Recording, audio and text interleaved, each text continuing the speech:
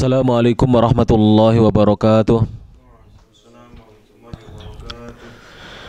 Innal hamdalillah nahmaduhu wa nasta'inuhu wa nastaghfiruh wa na'udzu billahi min shururi anfusina wa min sayyiati a'malina.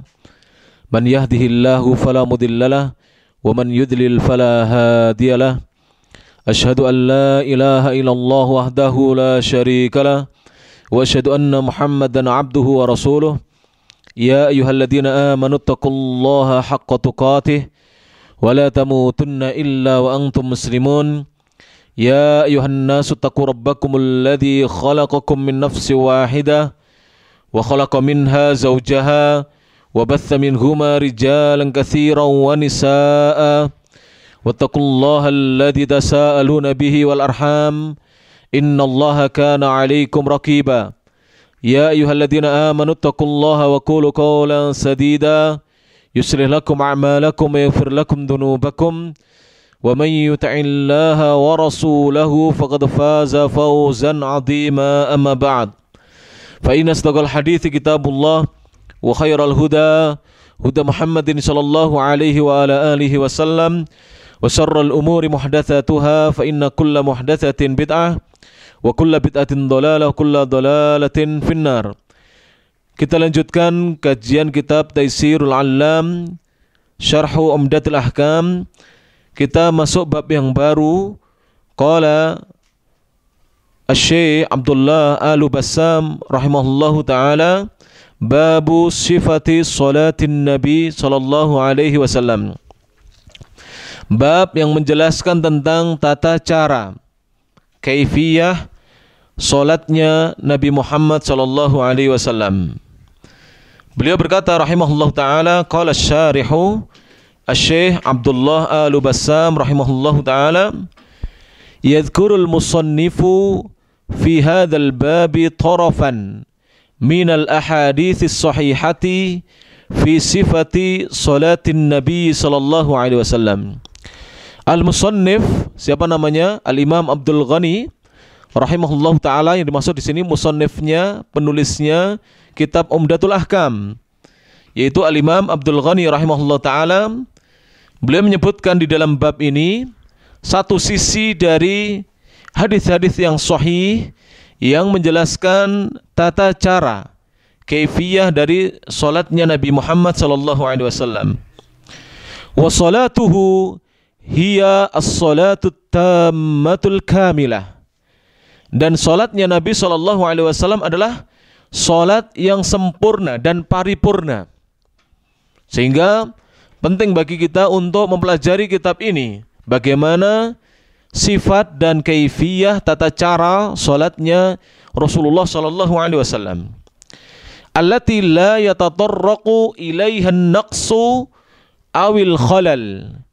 Di mana salat beliau itu la yatatarraqu ilaiha, tidaklah didatangi salatnya beliau itu an-naqsu, kekurangan, tidak ada kekurangan. Awil khalalu, maupun kerusakan, tidak ada kerusakan, cacat dan aib padanya. Betul-betul sempurna dan paripurna. Salatnya siapa? Rasulullah sallallahu alaihi wasallam. Wa huwal musyarri'u sallallahu alaihi wasallam. Dan beliau adalah al-musyarri'. Mana musyarri' di sini bukan yang membuat syariat, tetapi beliaulah yang menjelaskan hal itu sallallahu alaihi wasallam. Al-musyarri' maknanya adalah beliau adalah asy-syarih al-mubayyin, atau al-musyarrih, yang menjelaskan bagaimana tata cara salat yang dulu diajarkan oleh Jibril kepada beliau, yang semuanya itu adalah atas perintah Allah Subhanahu wa taala. Fayajibu itba'uhu, maka wajib untuk kita mengikuti beliau, ittiba' kepada beliau. Wa taqdimu sunnatihi ala kulli qaulin, dan untuk kita mendahulukan sunnahnya Nabi sallallahu alaihi wasallam atas semua ucapan manusia. Tidak boleh kita sebagai seorang mukmin muslim mendahulukan ucapan manusia selain Nabi sallallahu alaihi wasallam. Wajib bagi kita untuk mendahulukan sunnah Nabi sallallahu alaihi wasallam, lebih mendahulukan sunnah Nabi sallallahu alaihi wasallam. Waqad qala sallallahu alaihi wasallam, dan sungguh Rasulullah sallallahu alaihi wasallam bersabda, Sallu kama ra'aitumuni usalli. Hadis ini adalah hadis yang sahih diriwayatkan oleh Al-Imam Al-Bukhari dan Imam Muslim. Bisa antum tulis. Diriwayatkan oleh Al-Imam Al-Bukhari dan Imam Muslim, sehingga di sini adalah muttafaqun alaihi. Hadisnya sahabat Malik bin Al-Khuwairith. Hadisnya sahabat Malik ibnu Al-Khuwairith radhiyallahu anhu. Rasulullah sallallahu alaihi wasallam bersabda, "Sallu, salatlah kalian, wahai umatku, kama sebagaimana ra'aitumuni, kalian melihat diriku usolli, sedang mengerjakan sholat." Jadi betul-betul ini adalah perintah yang sangat jelas dari Nabi Shallallahu Alaihi Wasallam. Dan di dalam kaidah ilmu usul fiqh, bahwasanya para ulama mengatakan jika ada perintah di dalam nas-nas, maka perintah tersebut dihukumi wajib sampai ada dalil yang memalingkan dari wajib menjadi sunnah saja atau mustahab atau dianjurkan saja. Sedangkan di sini Rasulullah mengatakan dengan menggunakan fi'lu amrin, kata kerja perintah, sallu, salatlah kalian. Maka para ulama mengatakan al-aslu fil amri lil wujub. Asal dari perintah apabila datang dalam ayat maupun dalam ayat Al-Qur'an maupun hadis, jadi al-aslu fil amri lil wujubi, adalah untuk wajib dikerjakan. Jadi asalnya perintah baik yang datang dalam Al-Qur'an, dalam ayat-ayat Al-Qur'an maupun hadis-hadis Nabi SAW yang sahih maupun hasan, itu bermakna wajib untuk dikerjakan.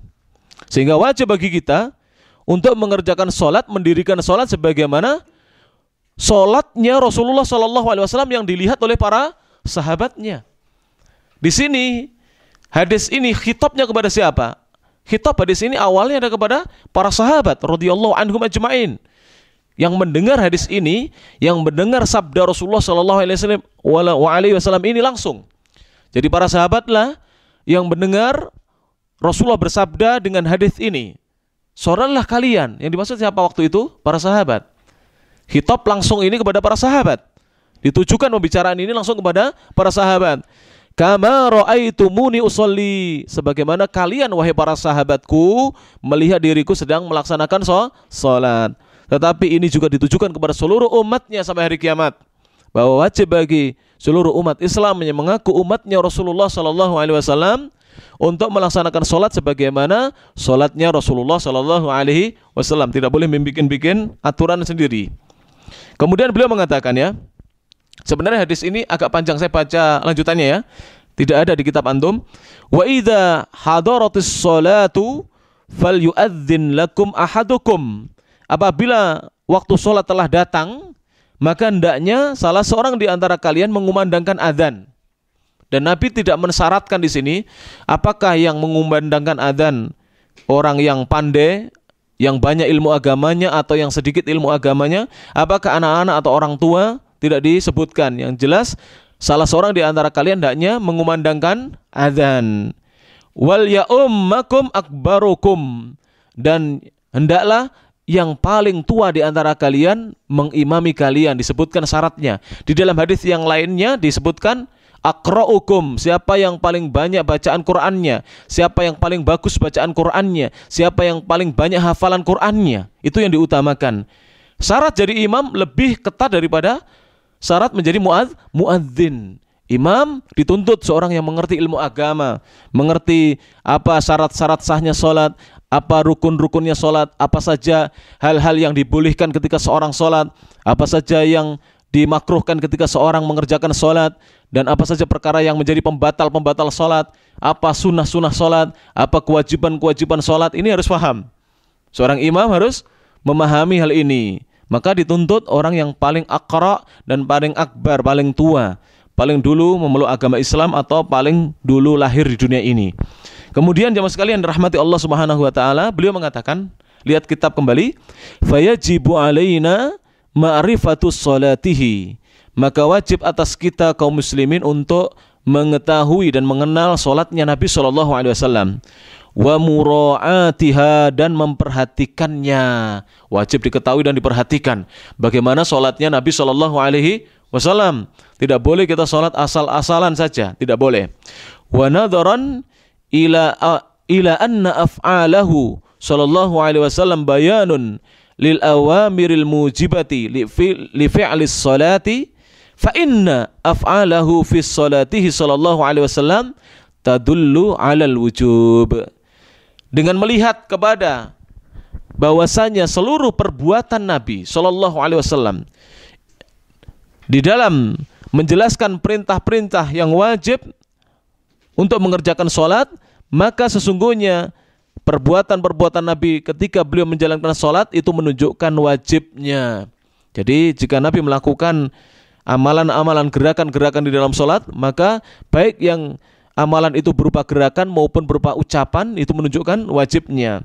Wa man sarafaha anhu ila ghairihi fa alaihi taqdimud dalil.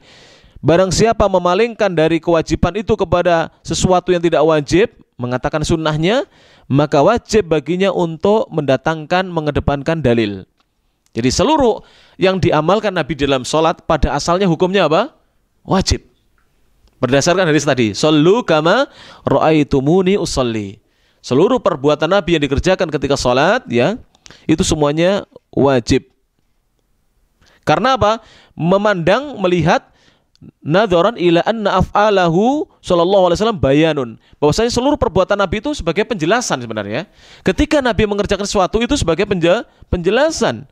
Lil awamiril mujibati li fi'lis shalah, untuk perintah-perintah yang mewajibkan seseorang untuk mengerjakan sholat. Ketika datang perintah sholat dalam Al-Quran, aqimis sholah. Ketika datang perintah sholat dalam hadis, maka kita melihat apakah perintah ini wajib atau tidak, dilihat dari perbuatan Nabi. Jika Nabi mengerjakannya, hukumnya wajib dikerjakan. Apabila ada seorang mengatakan ini sekedar sunnah, maka dia harus mendatangkan dalilnya bahwa itu sekedar sunnah, tidak sampai dihukumi wajib. Dan inilah pendapat yang lebih rajih dan lebih ahwat. Lebih ahwat itu lebih hati-hati. Sebab kalau kita tinggalkan, khawatirnya itu kewajiban. Jika meninggalkan kewajiban, hukumnya apa? Haram dan berdosa. Seorang yang meninggalkan sesuatu yang wajib dikerjakan di dalam sholatnya, maka dia dosa, telah melakukan satu dosa.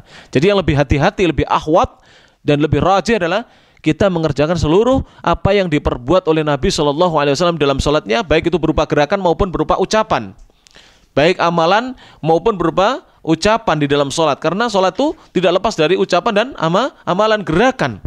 Maka hendaknya seorang muslim memperhatikan hal itu. Kita lanjutkan. Hadis selanjutnya di dalam bab ini adalah al-haditsut tasi'u was-sab'una, hadis yang ke-79. Berkata al-Imam Abdul Ghani rahimahullahu taala, an Abi Hurairah radhiyallahu anhu, dari sahabat yang mulia Abu Hurairah radhiyallahu an, beliau berkata, kana Rasulullah sallallahu alaihi wasallam idza kabbara fis salati sakata hunaihatan qabla an yaqra.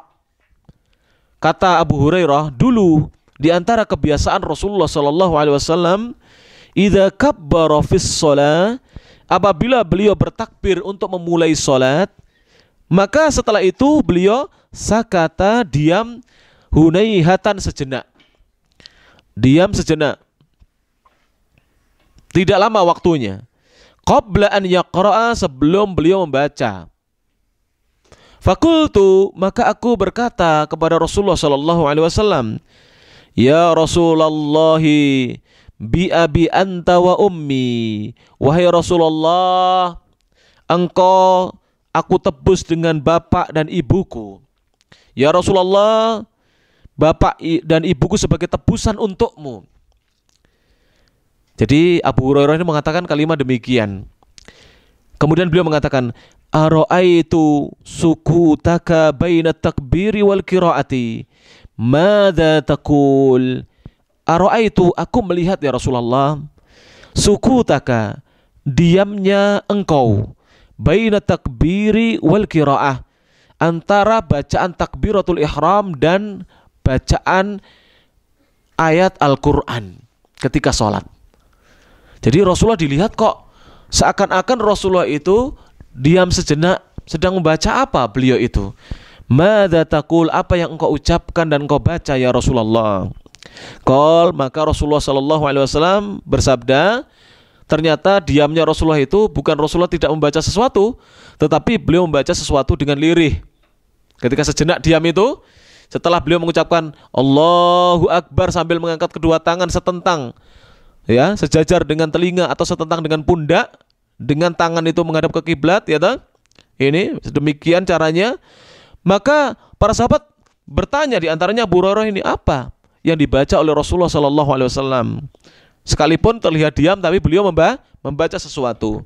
Beliau mengatakan, aku membaca atau aku mengucapkan Allahumma ba'id baini wa baina khotoyaya kama ba'adta bainal masyriqi wal maghrib. Allahumma nakkini min khotoyaya kama yunakkas thawbul abyadu minad danas. Allahumma aksilni min khotoyaya bil ma'i was salji wal barad. Beliau mengatakan, aku membaca Allahumma ba'id baini wa baina khotoyaya kama ba'adta bainal masyriqi wal maghrib. Ya Allah, jauhkanlah antara diriku dan antara kesalahan-kesalahanku, sebagaimana engkau telah menjauhkan antara timur dan barat. Jadi di dalam sholat Rasulullah membaca doa pembukaan sholat ini, yang dikatakan doa istiftah ini. Beliau membaca doa istiftah atau iftitah ini, bahwasanya beliau memohon supaya beliau dijauhkan oleh Allah Subhanahu wa taala dari kesalahan-kesalahan dan dosa-dosanya, sebagaimana Allah Ta'ala menjauhkan antara timur dan barat. Pernah enggak timur bertemu dengan barat? Tidak pernah. Begitulah harapan dan doanya Rasulullah kepada Allah Subhanahu wa Ta'ala. Lihat, Rasulullah manusia yang dijaga dari kesalahan, tetapi tetap berdoa memohon agar dijauhkan dari dosa dan kesalahan. Sedemikian mulianya Rasulullah sallallahu alaihi wasallam. Kemudian Allahumma nakkini, ya Allah, cucilah dan bersihkanlah diriku, min khotoyaya, dari kesalahan-kesalahanku. Ya Allah, nakkini, cucilah dan bersihkanlah diriku, min khotoyaya, dari kesalahan-kesalahanku. Kama yunaqqas thawbul abyadu minad danas, sebagaimana pakaian yang putih dibersihkan minad danas, dari kotoran. Sebagaimana pakaian yang putih dibersihkan dari kotoran. Yunaqqa artinya dibersihkan.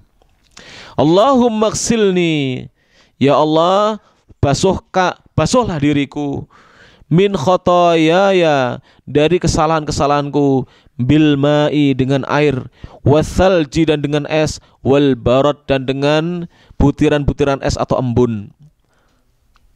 Ini doa Rasulullah sallallahu alaihi wasallam. Maknanya mirip-mirip. Intinya Rasulullah minta supaya dosanya dihapuskan, beliau dihapuskan, dibersihkan dari dosa-dosa, dan minta supaya Allah menjauhkan beliau dari dosa-dosa. Intinya mirip-mirip doa ini, doa yang dibaca oleh Rasulullah sallallahu alaihi wasallam. Inilah hadis yang diriwayatkan oleh Imam Al-Bukhari dan Imam Muslim. Kita lanjutkan ya. Gharibul hadis, kata-kata yang masih asing yang terdapat dalam hadis tersebut.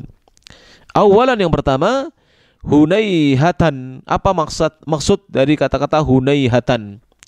Qala fil qamus, dikatakan dalam qamus, al-hinwu bil kasri, dengan dikasrohkan haknya, maknanya adalah al-waktu, waktu. Wa fil hadisi, dan di dalam sebuah hadis disebut dengan kata-kata hunayyatan.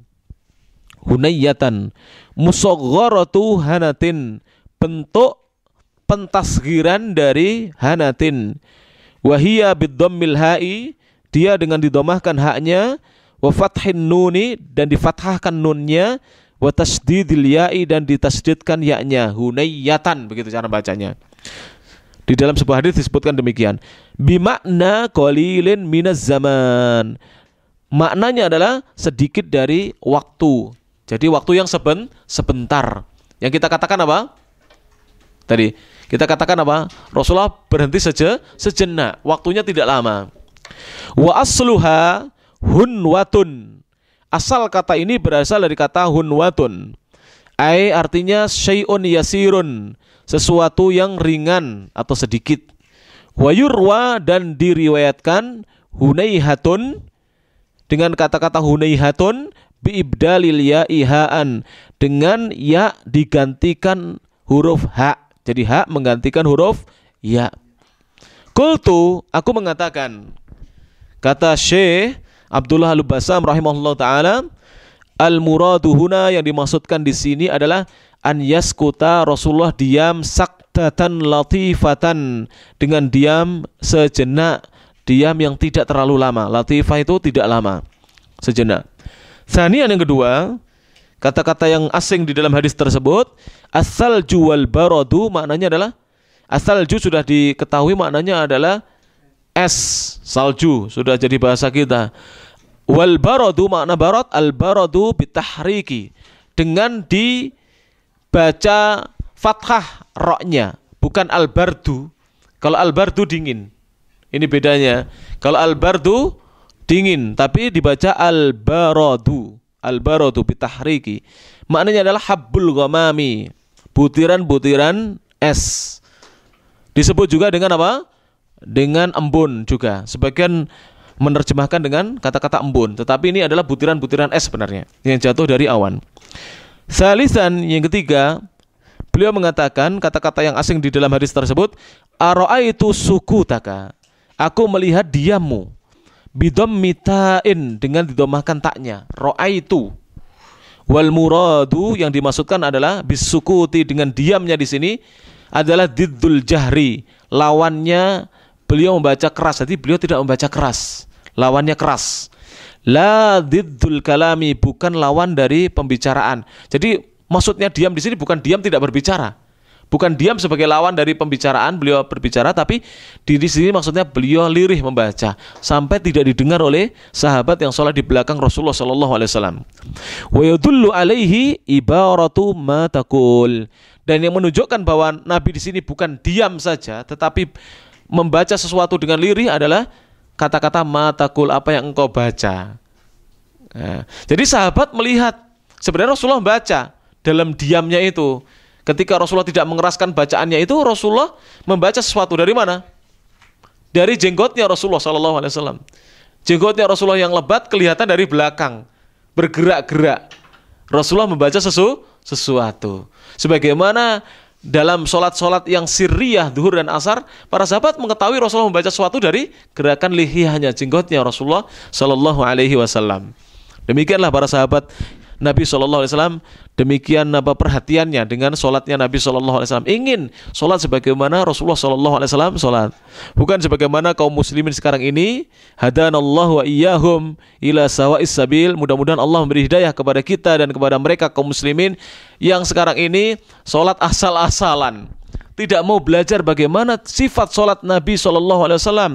Kadang dikasih tahu malah ini bahasa Jawanya berengkele, mau menangnya sendiri. Katanya ya dari dulu saya diajari demikian. Sholat itu bukan dari dulu, sholat itu bagaimana Rasulullah sholat, bukan kita mencontoh nenek moyang kita. Lah kalau bapak-bapak kita, kakek-kakek kita sholatnya keliru, apa kita terus-menerus dalam kekeliruan? Tidak. Kita harus mencontoh Rasulullah Sallallahu Alaihi Wasallam. Karena Rasulullah teladan yang wajib bagi kita untuk kita meneladani dan mencontohnya. Adapun orang tua kita, nenek-nenek kita, guru-guru kita, ucapan dan perbuatannya bukan teladan secara mutlak, tetapi ucapan dan perbuatannya haruslah dikembalikan kepada hadis-hadis Nabi SAW. Apakah ucapan guru kita, apakah amalan perbuatan guru kita sesuai dengan sunnah atau tidak? Jika tidak sesuai dengan sunnah, kita tinggalkan, karena kita tidak wajib mengikuti guru. Wajibnya kita adalah meneladani sunnah Nabi SAW. Karena guru manusia biasa, yang bisa salah bisa benar. Kalau salah dan tidak ada yang memperingatkan, mengingatkan, tidak ada yang amar ma'ruf nahi mungkar, dia tetap berada dalam kesalahannya sampai meninggal dunia.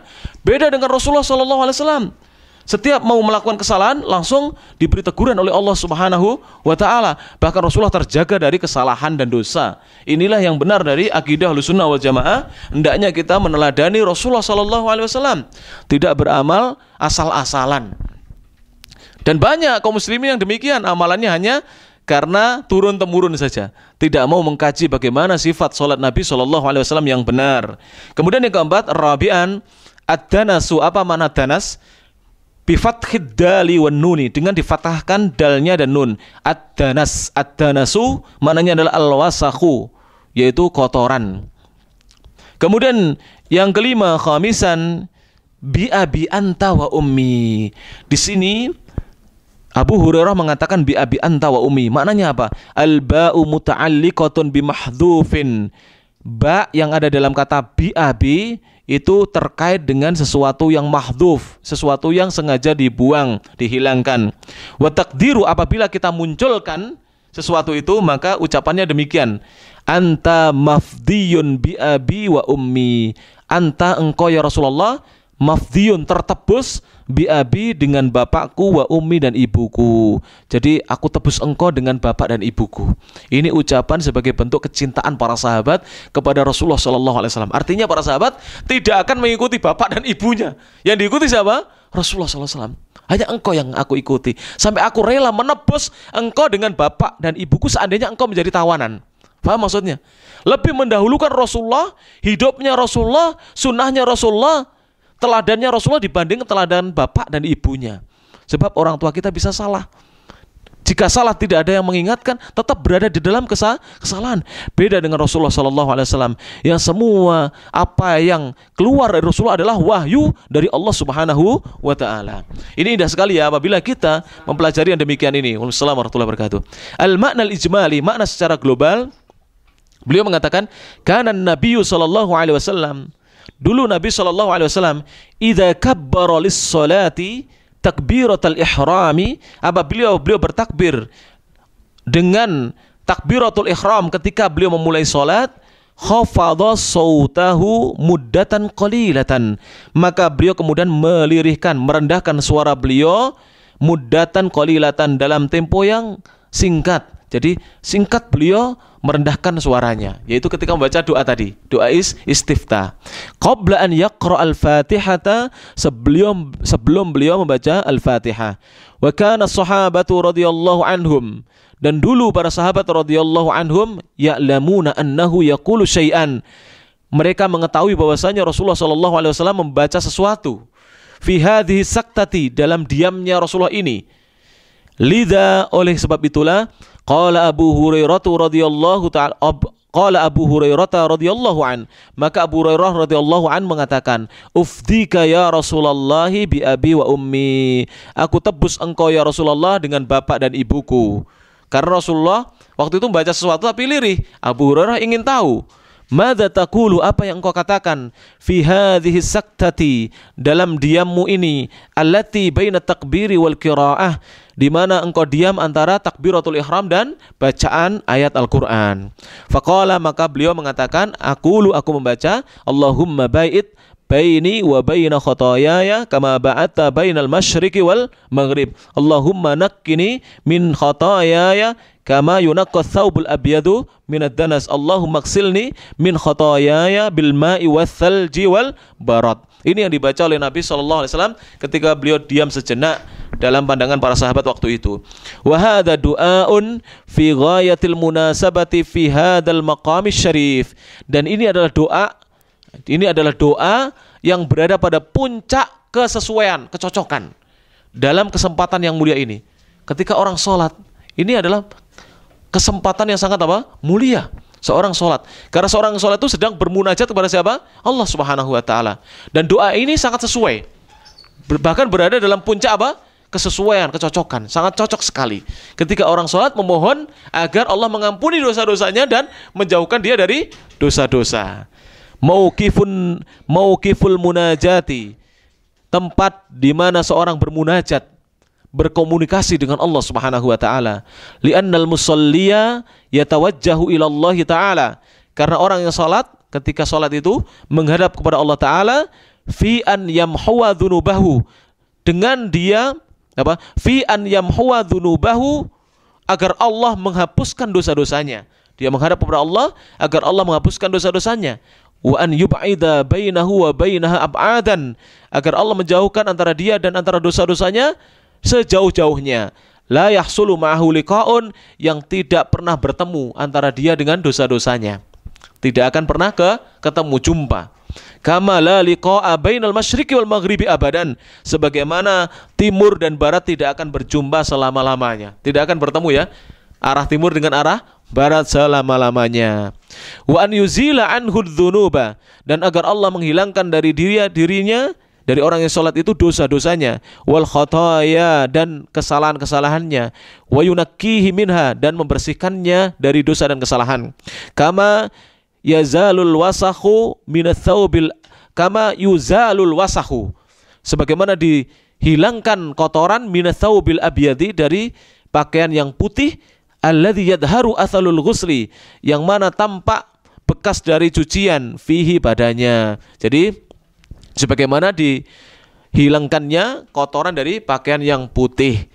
Wa an yughsilahu min khotoyahu, dan agar Allah mencucinya dari kesalahan-kesalahannya. Wa yubrida lahibaha wa harroha, dan agar Allah mendinginkan lahibaha. Lahibaha ini panas yang sangatnya dari dosa-dosa itu, wa harroha, dan panasnya dosa. Jadi lahib itu ini gejolak dari dosa, waharroha, dan panasnya. Karena dosa itu membuat gejolak, dan dosa itu ada panas di situ. Maka kenapa Rasulullah berdoa supaya dicuci dari dosa itu dengan apa? Air itu dingin ya. Kemudian dengan es dan embun atau butiran-butiran es, sebab dosa itu membawa gejolak di dalam diri. Kemudian juga panas. Dosa itu panas. Oleh sebab itulah dicuci dengan sesuatu yang dingin, materi-materi, bahan-bahan yang dingin. Luar biasa ya. Kenapa Rasulullah meminta dihapuskannya dosa, dicucinya dosa dengan sesuatu yang dingin, ya tak? Kemudian beliau mengatakan, bihadhil munakkiyatil baridati, dengan pembersih-pembersih yang dingin ini. Al-munakkiyat, pembersih-pembersih. Al-baridati, yang dingin, yaitu al-ma'i, air, wassalji, salju atau es, wal baradi, embun atau butiran-butiran es. Wa hadhihi tashbihatun fi ghayatil mutabaqati, dan ini adalah penyerupaan dalam puncak kesesuaian. Betul-betul sesuai ya. Betul-betul sesuai, karena dosa itu ada gejolak dan panasnya, maka dibersihkan dengan pembersih-pembersih yang dingin, yaitu air, es, dan butiran-butiran es. Luar biasa ini ya. Jamaah sekalian yang dirahmati Allah Subhanahu wa taala, kita lanjutkan sedikit ya. Mungkin saya baca agak cepat agar kita bisa menyelesaikan bab ini. Ahkamul hadithi, hukum-hukum yang bisa dipetik dari hadis tersebut. Awalan, istihbabu du'ail istiftahi fis shalah. Disunahkannya berdoa istiftah. Ini namanya doa istiftah di dalam salat. Biasa kita kenal iftitah juga sama. Istiftah doa pembuka artinya di dalam salat. Karena ketika kita mengawali salat, doa pertama yang kita baca dalam salat ya ini. Sebelum kita berdoa doa yang lain. Doa yang kedua nanti ihdinas siratal mustaqim. Doa yang ketiga adalah apa? Amin. Ini doa ketiga. Kemudian seterusnya kita nanti membaca doa. Ya, kemudian yang kedua, tsaniyan anna makanahu ba'da takbiratul ihram, bahwasanya tempat doa ini, doa istiftah ini adalah setelah takbiratul ihram langsung. Wa qabla qiraatil Fatihati fi raqatil ula min kulli shalatin, dan sebelum membaca Al-Fatihah di rakaat yang pertama dari semua sholat. Jadi kita sholat duhur di rakaat pertama ya, dari sholat asar di rakaat pertama kita baca doa ini ya. Maghrib rakaat pertama, isya rakaat pertama, subuh juga rakaat pertama, dan sholat-sholat yang lainnya. Tsalitsan, yang ketiga, an yusirra bihi, hendaknya dia membaca lirih. Yusirra itu membaca sir, secara lirih. Walau kanatis sholatu jahriyatan, sekalipun sholatnya sholat jahriyah. Sholat jahriyah apa? Sholat maghrib, isya, dan subuh, sholat Jumat, sholat id, dan seterusnya, tetap kita baca lirih. Walaupun sholatnya jahriyah, sholat yang dibaca keras bacaan sholatnya, tetapi bacaan ayat-ayat Al-Qur'annya, tetapi tetap kita disuruh untuk melirihkan, merendahkan suara kita. Cukup kita sendiri yang mendengar. Jangan mengganggu teman yang ada di samping kanan kita apabila kita sebagai makmum ya. Rabi'an, yang keempat, annahu la yutalu fihi du'a, bahwasanya tidak dipanjangkan di dalamnya doa. Wala siyama, terlebih lagi ya, wala siyama, apalagi terlebih lagi fil jamaati, dalam salat berjamaah, lis shalawatil maktubati, untuk salat-salat wajib, apalagi imam ya cukup doa itu saja. Jangan ditambah-tambah yang lainnya malah terlalu panjang ya ta? Karena kita hendak salat berjamaah. Terkecuali kalau seorang salat sendirian, tidak mengapa, tapi salat wajib yang berjamaah hendaknya cukup dibaca doa ini saja, jangan dipanjangkan lebih dari itu. Khamisan, yang kelima, khirsus sahabati radhiyallahu anhum, semangat dan kegigihan para sahabat.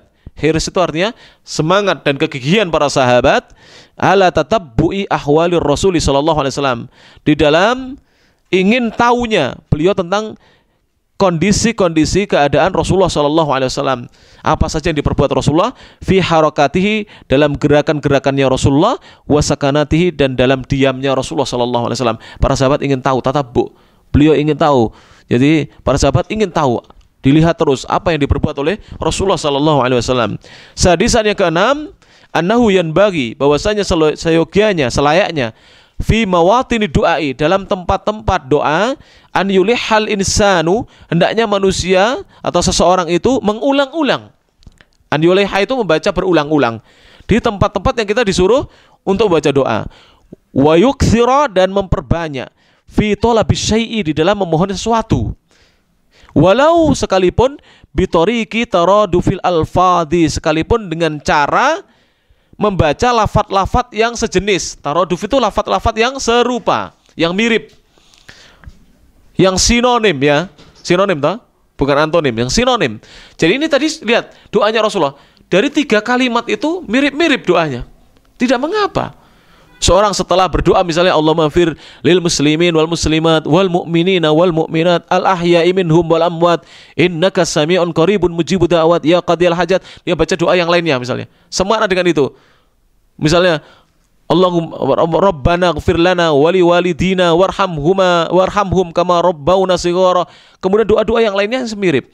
Semuanya intinya sama, memohon ampunan dari Allah Subhanahu wa taala. Kemudian yang ke-7, kemudian penjelasan yang selanjutnya, fa inna hadhihi da'awati taduru kulluha ala mahwidz dzunubi wal ib'adi anha.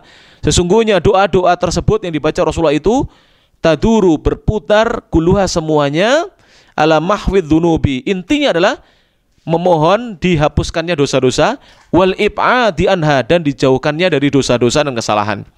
Wa ma'anil ma'i wath-thalji wal baradi mutaqaribatun. Adapun makna-makna air, salju, es, dan juga embun atau butiran-butiran es itu maknanya adalah sangat berdekatan. Mutaqaribatun, sangat berdekatan satu dengan yang lainnya.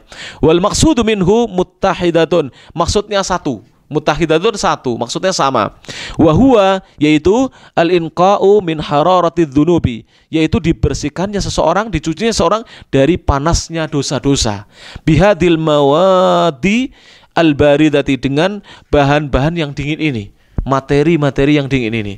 Jadi kita mohon agar dicuci dari dosa-dosa dengan hal-hal yang dingin, mendinginkan kita. Karena dosa itu membuat gejolak dan panas dalam diri seseorang. Tinggal yang terakhir, beliau menyebutkan faidatan, 2 faidah, 2 hal yang sangat bermanfaat di dalam pembahasan hadis tersebut. Faidatan, 2 faidah. Al-ula, yang pertama, thabata 'anin Nabi sallallahu alaihi wasallam istiftahatun katsiratun lis-shalah. Telah sabit datang dengan sanad yang hasan dan sahih dari Nabi sallallahu alaihi wasallam doa-doa istiftah yang sangat banyak yang dibaca oleh Nabi di dalam sholatnya beliau. Minha, diantaranya, hadad du'a'u, doa ini, alladzi ma'ana, yang bersama kita, yang kita pelajari bersama, yaitu Allahumma ba'id baini wa baina khotoyaya ila akhirih. Wa minha, dan diantaranya pula adalah wajjahtu wajhiya lilladzi fataras samawati wal arda hanifam muslimau wa ma kana minal musyrikin. Kemudian wa minha, diantaranya juga subhanakallahumma wa bihamdika wa tabarakasmuka wa ta'ala jadduka wa la ilaha ghairuka. Ini juga doa yang lainnya, ya ta? Subhanakallahumma wa bihamdika wa tabarakasmuka wa ta'ala jadduka wa la ilaha ghairuka. Ya. Kemudian wa kulluha jaizatun, semuanya diperkenankan, dibolehkan. Li'annaha waridatun, karena semuanya datang dari Nabi dengan sanad yang sahih atau hasan. Walakinnal imam Ahmad, akan tetapi Imam Ahmad, imam kaum muslimin, muridnya Imam Syafi'i, ikhtar al-akhira minha, beliau memilih doa yang terakhir, yaitu yang berbunyi apa? Subhanakallahumma wa bihamdika wa tabarakasmuka wa ta'ala jadduka wa la ilaha ghairuka. Ini yang dipilih oleh siapa? Al-Imam Ahmad rahimahullahu ta'ala. Jadi dipilih ini, ya, subhanakallahumma ila akhirih ini. Kenapa? Likaunihi muhtawiyan ala tamjidillahi wa ta'zimih. Karena doa ini mengandung tak muhtawiyan mencakup ala mengandung ala tamjidillahi pengagungan kepada Allah wa ta'zimihi dan pembesaran kepadanya wa wahdaniyatihi dan pernyataan tentang keesaan Allah. Wa kana Umar radhiyallahu taala an, dan dulu Umar bin Khattab sahabat yang mulia, yajharu bihi, beliau sengaja mengeraskan bacaan ini.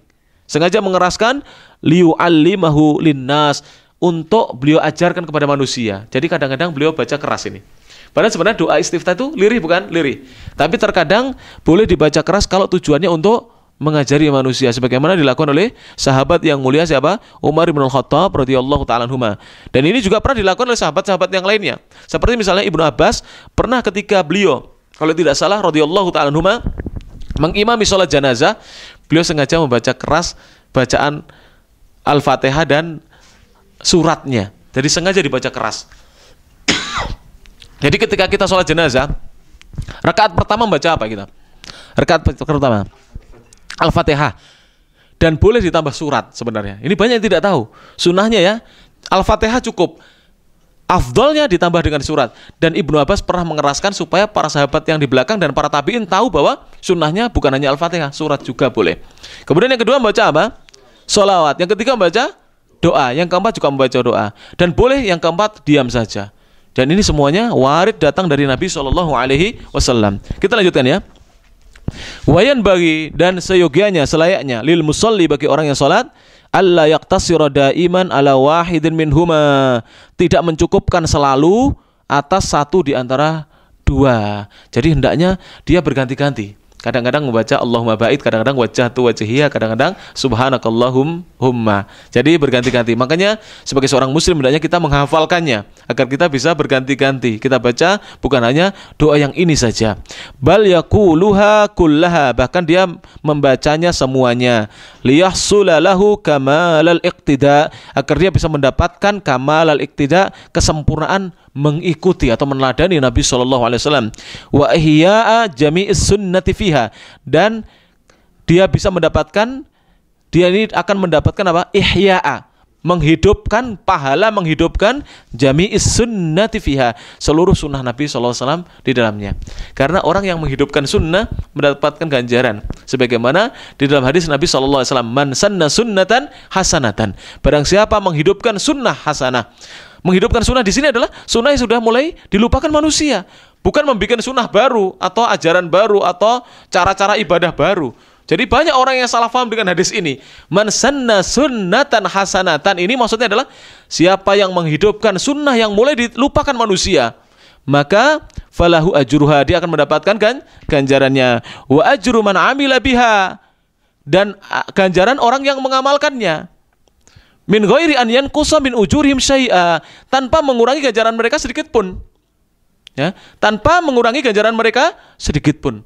Jadi orang yang mengikuti dapat ganjaran, yang mencontohkan juga mendapatkan ganjaran, menghidupkan sunnah Nabi SAW. Wa yaj'alul qisara li sholatil jama'ati, dan hendaknya dia menjadikan surat-surat pendek ketika sholat berjamaah, wattiwala, dan surat-surat yang panjang li sholatil laili, untuk sholat malam. Jadi kalau mau baca ayat yang panjang-panjang, sholat malam saja sebagaimana Nabi SAW. Ats-tsaniyatu, faidah yang kedua, minal ma'lumi, sebagaimana diketahui, annal ma'as sakhina, bahwasanya air hangat, ablagu, atau air panas, air yang dimasak, itu ablagu, lebih dalam, fi izalatil awsakhi, di dalam menghilangkan kotoran-kotoran, wal inqa'i mimma huwa madkurun, dan untuk membersihkan apa saja yang disebutkan fit du'ail ma'thuri, sebagaimana ada dalam doa yang ma'thur yang datang dari Nabi SAW. Fakaifa, maka bagaimana? Adalah anhu, Rasulullah SAW berpaling dari air yang hangat. Kenapa Rasulullah mengatakan air yang panas, ya toh? Beliau berpaling dari itu ila thalji, kepada es, wal barodi, dan butiran-butiran es atau embun. Embun kan dingin, gak ada embun panas. Kalau panas sudah gak ada embun, ya toh? Matahari kalau sudah mulai meninggi itu embunnya hilang, ya toh? Kalau habis sholat subuh itu masih ada embun itu di daun-daun, ya. Nah itu. Kenapa Rasulullah menggunakan es atau butiran-butiran es atau embun? Jadi berpaling dari air yang panas. Biasanya kita kalau membersihkan sesuatu kan dengan air panas. Kenapa? Ma'annal maqsuda, padahal yang dimaksudkan adalah tolabul inqa'i wa tandifi, yaitu meminta dari Allah supaya dibersihkan. Jadi thalabul inqai supaya dicuci, wa tandifi dan dibersihkan dari dosa. Tapi Rasulullah minta dengan air dingin. Al-jawabu jawabannya adalah qad hasala minal ulama'i, sungguh telah didapatkan oleh para ulama dalam musatun katsiratun, usaha yang keras, jadi upaya yang keras fi thalabil munasabati, di dalam mencari kesesuaian. Jadi para ulama itu membahas apa sih hubungannya, kesesuaiannya antara Rasulullah berdoa minta dijauhkan dari dosa-dosa, dibersihkan dari dosa, tapi kok dengan air, es dan embun? Kenapa enggak dengan air panas? Apa hubungannya, kesesuaiannya apa, kecocokannya apa? Maka kemudian jawabannya ini ya. Wa ahsanuha, yang terbaiknya jawabannya adalah ma dzakarahu Ibnul Qayyim rahimahullahu taala. Apa yang disebutkan oleh Al-Imam Ibnul Qayyim an Syekhil Islami, dari gurunya Syekhul Islam, wa maknahu, dan maknanya sebagai berikut. Jadi didapatkan dari Syekhul Islam Ibnu Taimiyah rahimahullahu taala. Beliau mengatakan lamma kana lidzunubi hararatun, ketika dosa itu memiliki panas, nasaba antakunal madatul muzilatu, maka yang cocok, bahan yang digunakan untuk membersihkan hadhil baridata adalah bahan-bahan yang dingin ini. Hadhil baridata adalah bahan-bahan yang dingin ini yang cocok. Litutfi'a, untuk memadamkan hadhil hararata, panas ini, wadzakat talahuba, dan gejolak-gejolak panas itu. Jadi supaya panasnya apa? Padam. Jadi panasnya padam. Kemudian gejolaknya juga padam. Dengan apa? Dengan air dingin. Oleh sebab itulah kalau seorang marah, kenapa ketika seorang marah dan orang itu saat marah berdiri disuruh duduk supaya reda. Jika duduk masih marah disuruh untuk berbaring supaya reda. Ketika marah suruh berpindah tempat supaya reda. Ketika marah suruh berwudu supaya reda. Ketika marah suruh membaca a'udzubillahi minasyaitonir rajim supaya reda. Karena kemarahan itu adalah sumbernya dari syaitan dan panas itu.